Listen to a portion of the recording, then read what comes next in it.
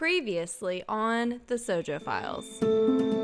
During Jordan's interrogation, he mentions that after he called 911 the first time, he approached Eva, holding Olivia, by the couch, and that when he approached, there was already blood, he noticed, on the couch. And I think that implies something of great significance. Did the person who got it out use box cutters or scissors or some tool they found on scene that was in a drawer somewhere? Did they have gloves on? I mean, there's about a million things that we don't have. But also, it could have been any one of these people. They did not appear to have procedures they followed in terms of the collection of biological evidence. The crime scene was a creation by people. It was in no way an organic thing that happened and someone investigated.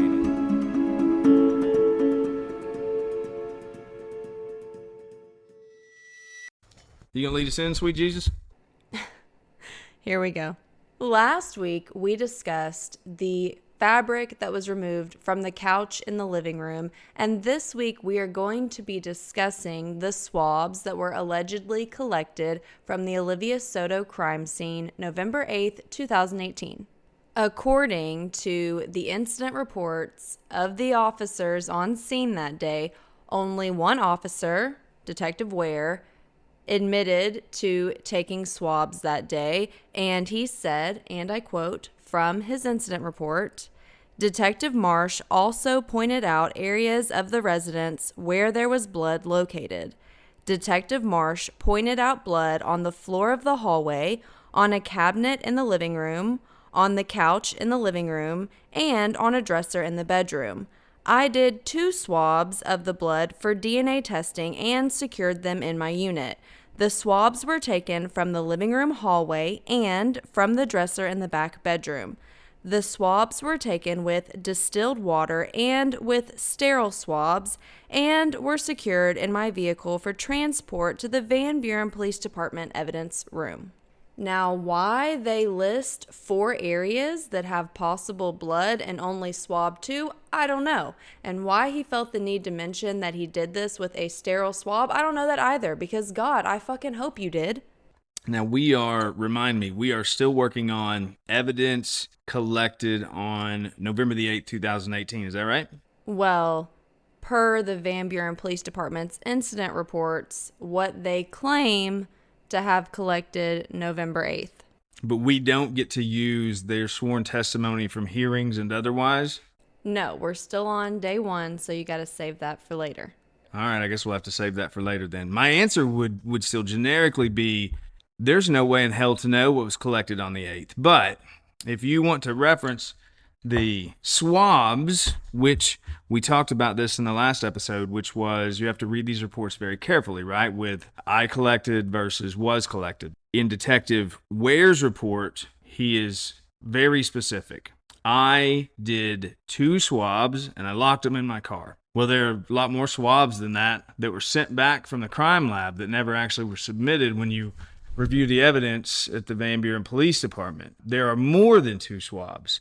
So look, if you do swab count, right? Swab math. And again, for the SoJo followers and listeners, she can tell you, I don't have any numbers in front of me, but there were 5 swabs from Jordan SHREEVE's truck. All, again, exculpatory, like everything collected in this case.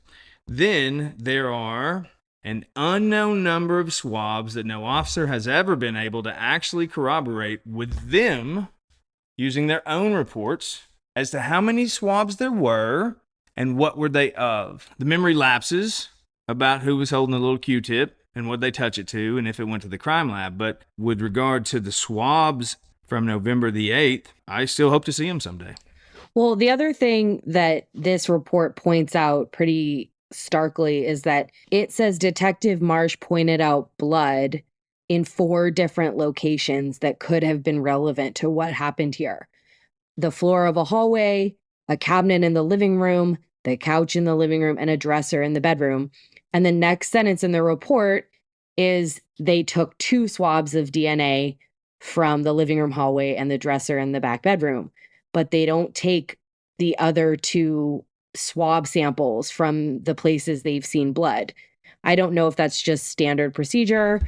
This is a murder case of a 2-year-old, so you'd think they'd swab all of the blood they see on scene, but for whatever reason, maybe those 2 other locations get swabbed elsewhere by another officer, but in this particular report, why is an officer only taking 2 swab samples where there's 4 areas of blood?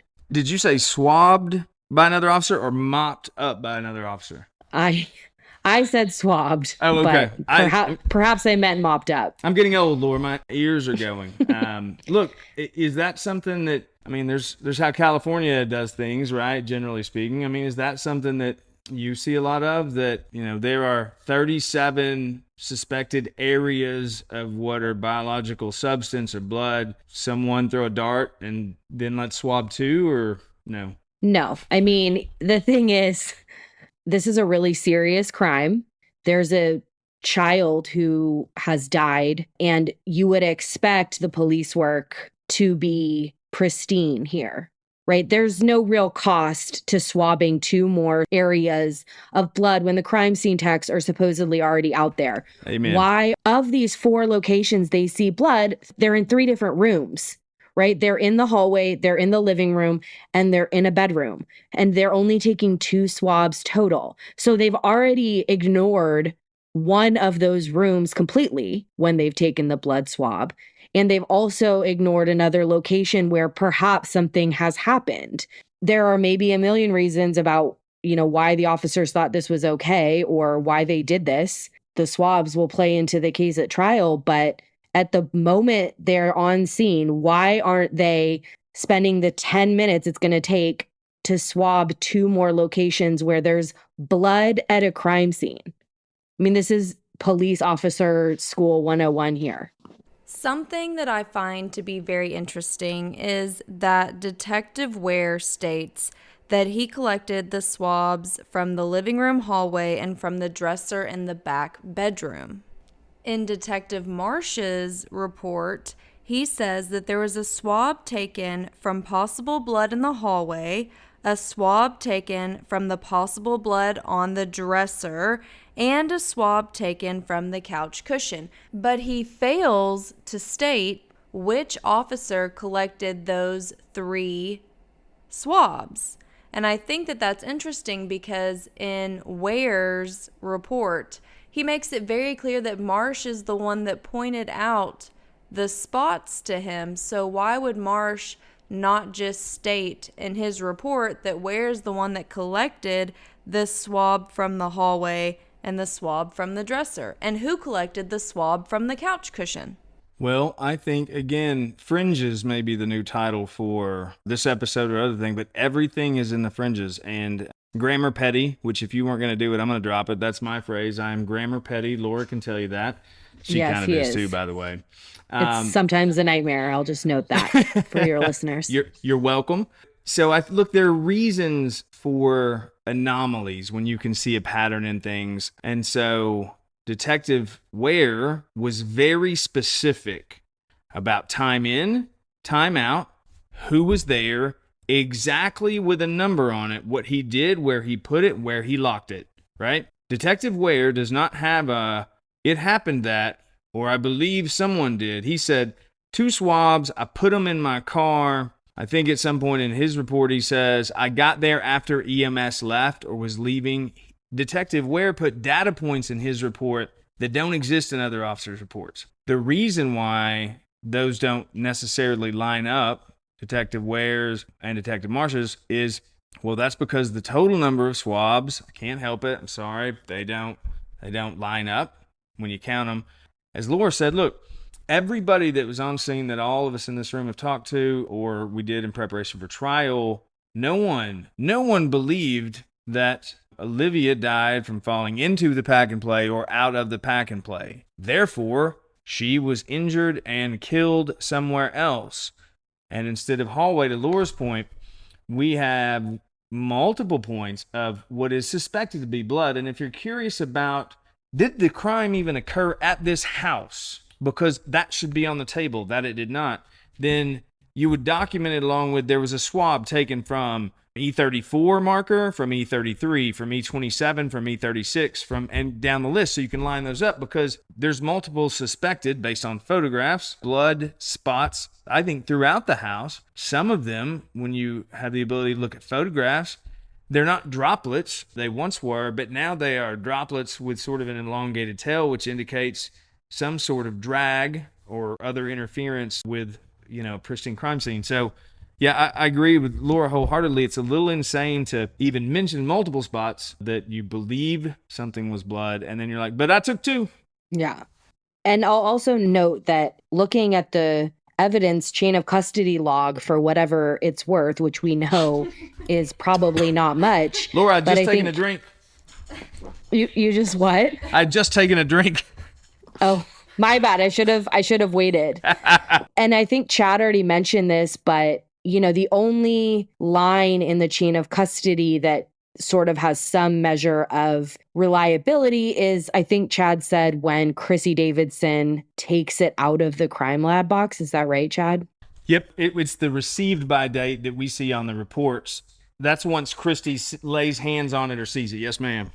Okay, so that date on the chain of custody log, the date that we can essentially know with some measure of reliability that this was accepted by Chrissy Davidson into evidence, is November 29th of 2018. That, for, the listeners who aren't paying so much attention to all the dates here, that's 21 days after November 8th, when these swabs were supposedly collected and put into the trunk of an officer's car for, quote, safekeeping. Now, to be fair, Detective Wear does indicate on the chain of custody receipt that he put these swabs into evidence on November 9th, the day after. And who knows how accurate that really is. I mean, I think the questions abound in this case, and that could be one of them, why the evidence receiver, Chrissy Davidson, got these on November 29th if they were placed in the evidence box when Detective Wear says they were 20 days before that.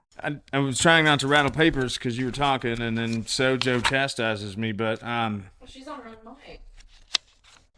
This is for listeners. As you edit stuff, I'm trying to learn here, right? Christopher Carwile and I, before I got the opportunity to meet Laura, played this game of who did what, when, where, and why. With the fact of Ware's report, if you read it for the 117th time, is the most specific. In addition, Johnathan Wear is the only one who, as Laura mentioned, so officer sits down at their terminal or their computer and I put a thing into evidence, which means nothing. It's irrelevant. That's just what they say. When Christy gets it through the one-way lockers, that date has some relation to veracity and authenticity and a thing being accepted. Detective Wear is the only thing who says he put anything into evidence within 24 hours of the 8th. 3 things.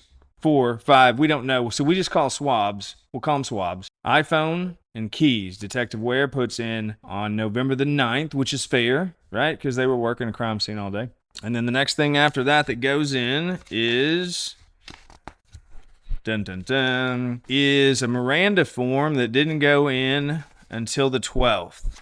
And then we've got 911 calls after that. So interestingly enough, the swab from the hallway and the swab from the dresser turn out to be what, SoJo? Given the pattern of this case, missing in action. Supposedly, they turn into a crime lab Q number as they go to serology, and they are negative for blood. The dresser is negative, yes. Just another thing to note that's minor, but still, to Chad's point, like, how are things supposed to be done? And how are they actually done?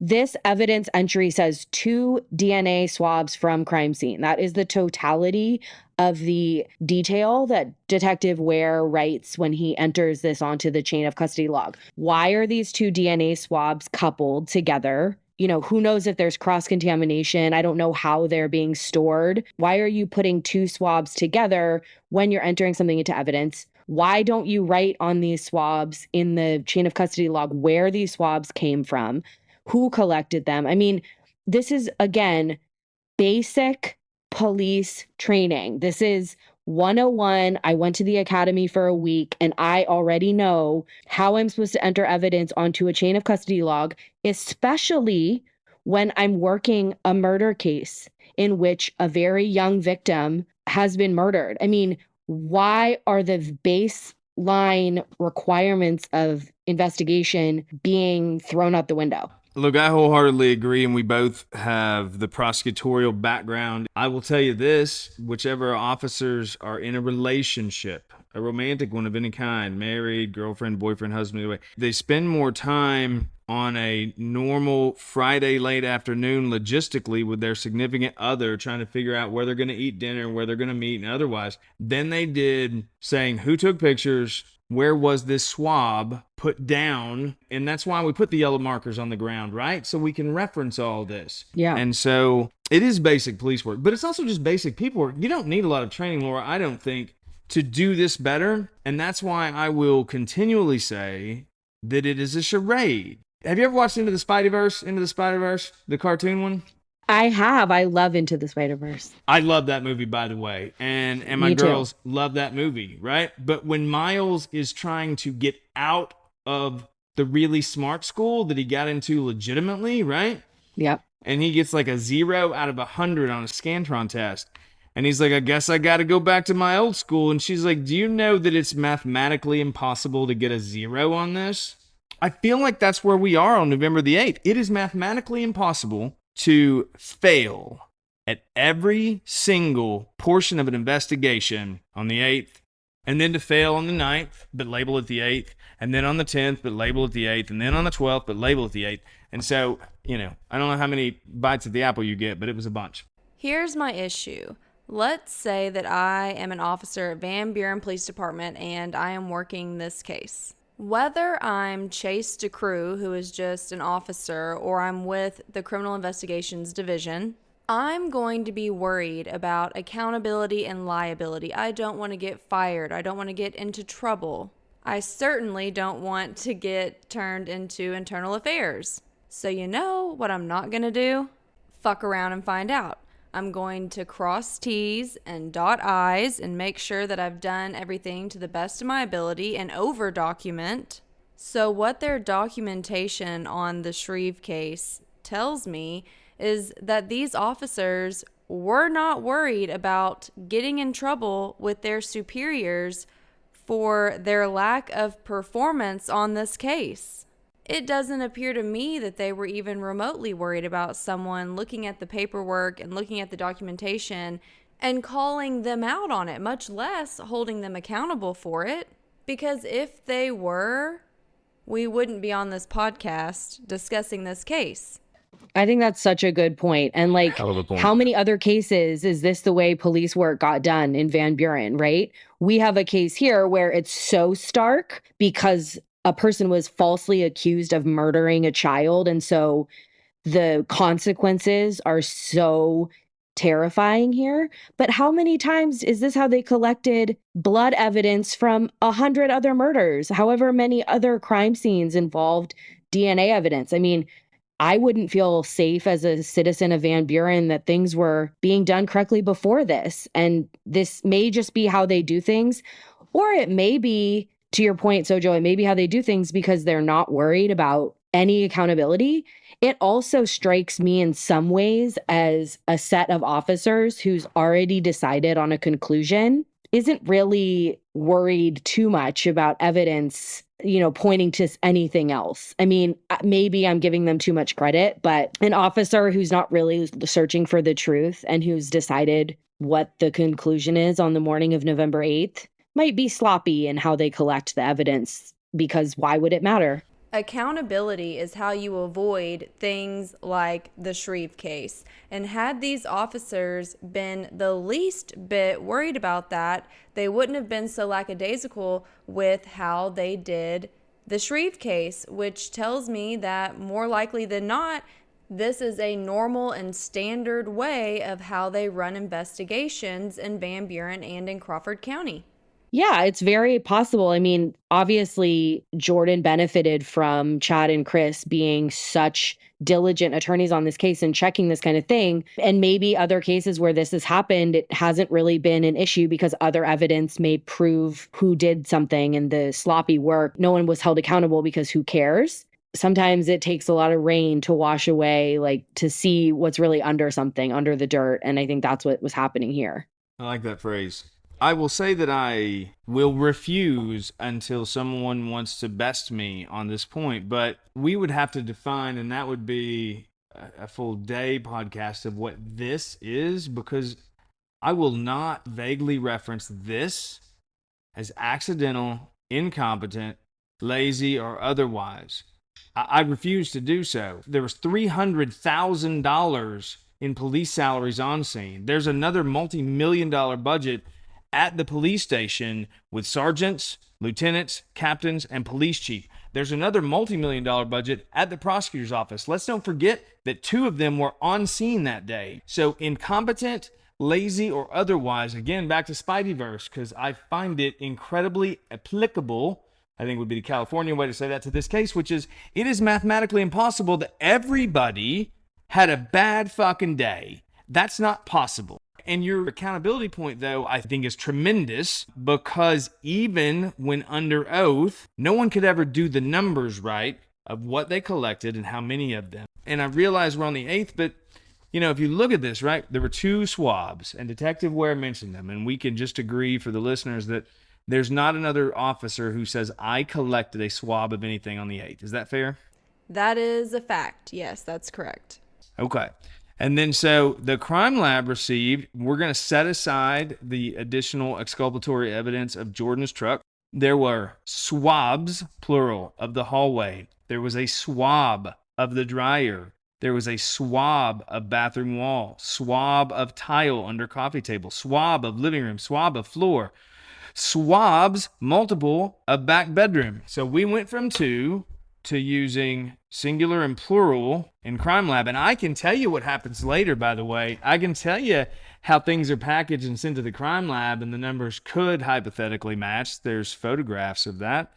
I don't know why anyone would ever do such a thing of hiding things in plain sight or putting them in packaging with other things and sending them out, but I guess we'll get there. It's fascinating that math doesn't work either. And so again, back to the reports of what's on the 8th, and that's, I know sometimes you give me the death glare, but I can't unforget things. It is nearly impossible, if not actually, to talk about what we know or believe, as the lawyers on this case, was collected on the 8th. I have no idea. I just want to say that technically unforgetting something means you remember it. Is that a real word? No, but you said I can't unforget. I love it. And I'm just letting you know that doesn't make sense because you're saying you can't remember. I think the main point about the 8th swab situation is essentially that, even to Chad's point, there's no mathematical way every single thing can be this screwed up without some more evil reason or intent behind it. And even the swabs are sloppy, mishandled, mislabeled. Who knows when they're actually entered into evidence? They don't get taken by Chrissy Davidson for 21 days after they've apparently been collected. I mean, this is basic stuff that, these swabs come in later in the trial. They're really relevant in a lot of other ways that we're not going to talk about right now. But even on the 8th, they don't collect things the way they're supposed to. And I think listeners need to know that. Throughout this podcast episode, y'all have continued to reference the 9th. And so I think we need to talk about the chain of custody on the swabs, because I am seeing the 13th.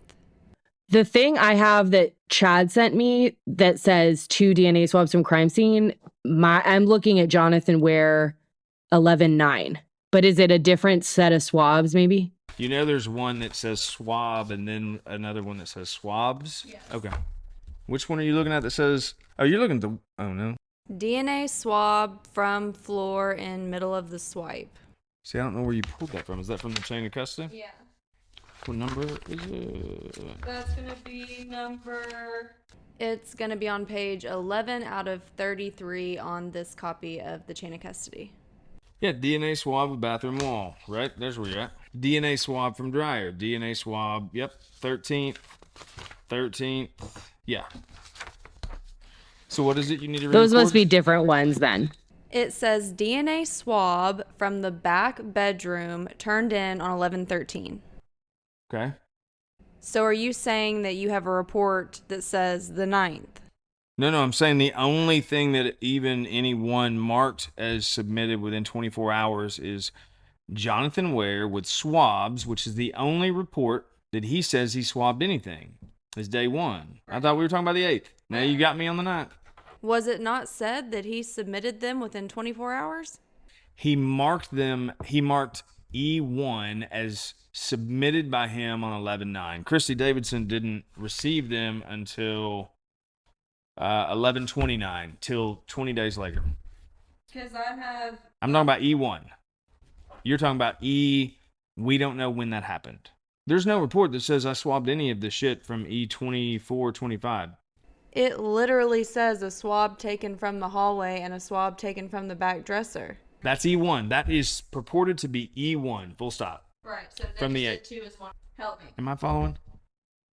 Ware puts in his report for the 8th, Yes. the swabs were taken from the living room hallway and from the back dresser. Yes. Okay, so on this chain of custody, it says that Johnathan Wear put the swab from the living room and the back dresser into custody on the 13th, and then it was accepted on the 29th. I will be brutally honest here. E24, if we're going to look at this together, I don't know what the fuck this really says, because what happens is Ware notes it by saying, bloop, bloop, I put stuff in evidence. The 29th, now we've jumped from Wesley Marsh to Christy Davidson. So maybe Ware was administratively changed, but 2 swabs that he took, one from a hallway and one from a dresser on November the 8th, were locked in his car. And ostensibly, those are the very first piece that we see on chain of custody. And then these, we have no idea where they came from. Are we on the same page? Are we saying things differently? Am I screwing this up? On page 16 out of 51 from the Van Buren Police Department's incident report, Johnathan Wear states, I did 2 swabs of the blood for DNA testing and secured them in my unit. The swabs were taken from the living room hallway and from the dresser in the back bedroom. So then I go look at the chain of custody, and I'm looking specifically for DNA swab from the living room and DNA swab from the back bedroom dresser that Johnathan Wear did. So I went straight to these pieces of evidence that specifically state that they are the swab from the living room hallway and the swab from the master bedroom dresser. But what you're saying is that the 2 swabs that I've been referencing as the 2 swabs that I thought Johnathan Wear took, presumably on the 8th, as he claimed in his report, are actually not those 2 swabs and are the 2 swabs literally not specified or separated, the 2 swabs that were entered on the 9th. I'm saying it's E1, 2 DNA swabs, which is right in line with the keys from Jordan's truck. Next, Apple iPhone. Okay, let me try this again. In the chain of custody, there is an entry, the one that you're talking about, that says 2 DNA swabs from the crime scene.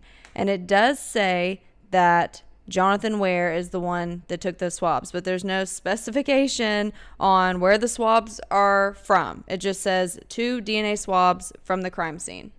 But in Johnathan Wear's report, he says that he took 2 swabs, and he specifically specifies the locations as the hallway from the living room and the back bedroom, the master bedroom dresser. So I'm looking at this chain of custody log, and I'm looking at number 24 that says DNA swab from dresser in the back bedroom, which also says that Johnathan Wear is the one that collected it. But it says that he put it into the one-way locker on November 13th, and it wasn't accepted by Christy Davidson until November 29th. No, Ware says he took a swab from the dresser and a swab from the hallway. I agree with that. I disagree that he says he did E24, because we have E1 that says 2 DNA swabs. And E1 is him saying he put it into evidence. Yeah, on 11/9. Yeah. Okay, but my confusion is that when someone says they collected a swab from the back bedroom dresser, I'm going to go look on the chain of custody for the swab from the back bedroom dresser. And it does say for item number 24 that Johnathan Wear is the one that entered it. So I'm assuming, based on his report from the 8th saying he took a swab from the back bedroom dresser, and the chain of custody stating that this is a DNA swab that Johnathan Wear took from the back bedroom dresser, that they are one and the same, but you're saying no. No. This has Wear, I agree. He doesn't say this, and it doesn't mean 24. He says, full stop, I took 2 swabs, and he does it on the 8th, and no one else says they took any swabs. But why are you not counting E1? Why are you saying it has to be 24? By no means am I discounting evidence number 1 on the chain of custody, the 2 swabs from the crime scene. What I'm saying is you have evidence 1, 2 swabs from crime scene, and then you have one piece of evidence number 24, DNA swab from back dresser. Both say Johnathan Wear entered them, aka he collected them. So it looks like they put the same thing in here twice on 2 different days. That's what I'm saying. They put in other swabs that they took that there are no reports for. Another option is that they mislabeled the swabs of E24. Like the 2 that he put in evidence as E1 are the 2 that are supposed to be from the hallway in the back bedroom, and 2 other swabs get put in and someone mislabels them when they're E24, because this whole thing is a charade, to use someone's word, and they don't really even know which swabs are which, right? Or which were taken from where. They don't detail it correctly. Like, it's possible that the labeling on the police report is incorrect as to where those E24 swabs were taken, or it's correct and Johnathan Wear entered 2 other DNA swabs that he hasn't explained in his report into evidence on the 9th, and then these 2 ones he is writing about in his report on the 13th. I mean, one way we could figure this out, and one way that the Van Buren Police Department could have made it easier on themselves and us, is if in E1 they had indicated in the detail where those swabs were taken from, and then we wouldn't have to be guessing. Absolutely. Just entering 2 swabs of DNA into evidence is completely fucking worthless without any further details or specifications. It could be 2 swabs of literally anything because you failed to identify what precisely those 2 swabs of DNA were and from where. So to me, I think that's ridiculous and makes them worthless. But it's kind of funny when you read his report and it says that he took 2 swabs. The swabs were from the living room, hallway, and the back bedroom dresser, because it's almost as if someone looked at this and was like, 2 swabs, okay, 2 swabs into evidence. A swab from the living room hallway, okay, we got to add that. A swab from the back bedroom dresser, we got to add that. And oh shit, we accidentally fucked this whole thing up because now we have evidence in here duplicated because we put in the 2 swabs, but there's the swab for this and that. Like, it makes no sense. And you may be 100% right. Like, that could be right. I think the issue is that one way or the other, something is off about either the way the swabs were entered into evidence or the way he wrote it in his report. And there are 2 swabs listed in E1 from an unknown location that Johnathan Wear puts in evidence on the 9th, and we just don't have enough information because they failed the basic test of how you put evidence into an evidence log. Big facts. Yeah, I think that's true. Look, I think the problem, and this happened, this happened before I met Carwile, right? I was already quite jaded for just lots of reasons, but is assuming that he says 2 swabs. He says a swab from the hallway and a swab from the dresser on the 8th. And then you go to E24 and you say that must be that. But why? What happened to E1? E1 still exists, and it says but it shouldn't, right? I mean, look, here's why. Remember what I said when I started? Some flippant comment about, like, we have no idea what the hell happened on the 8th, right? Yeah, right, we have no idea. But so the reason I said that is because of exactly what, let's start with the swabs, I knew was about to happen, which is this.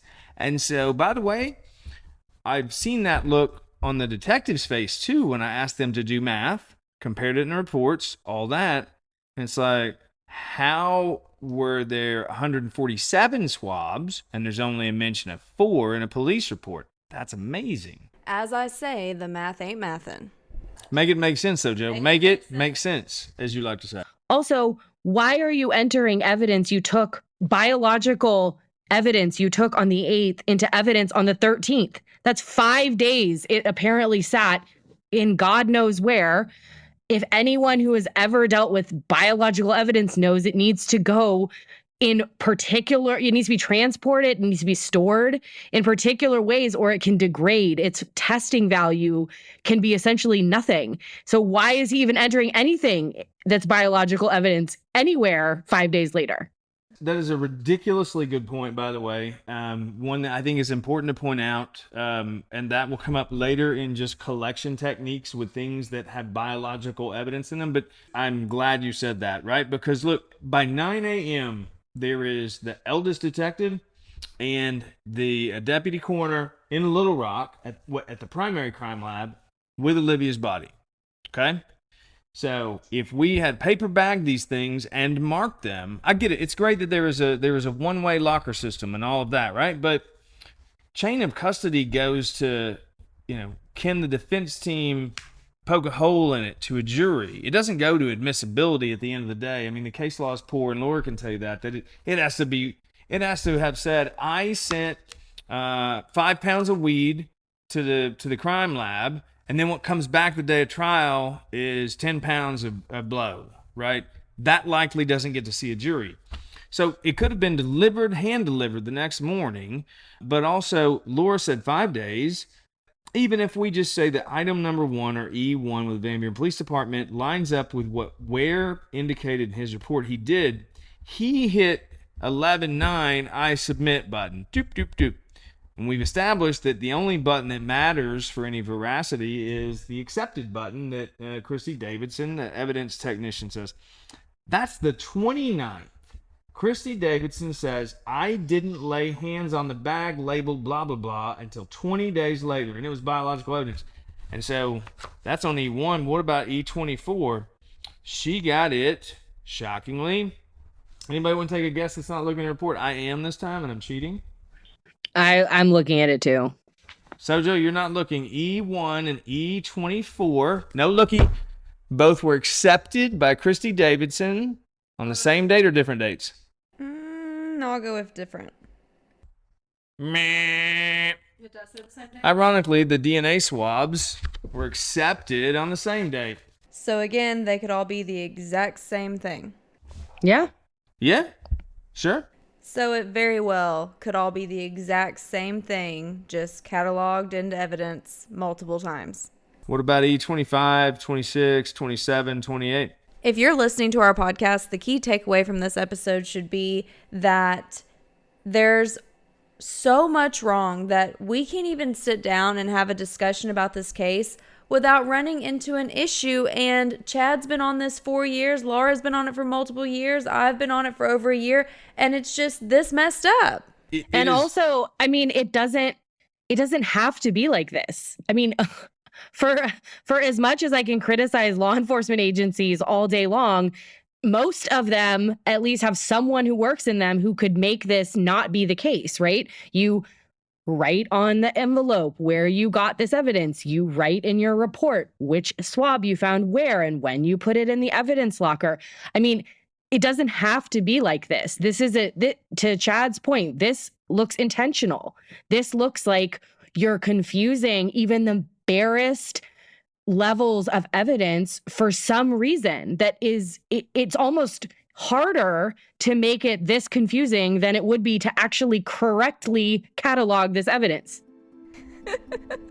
And on that note, we are going to end this week's episode right here, and we will let you guys digest all of that fuckery, and we will see you guys next week.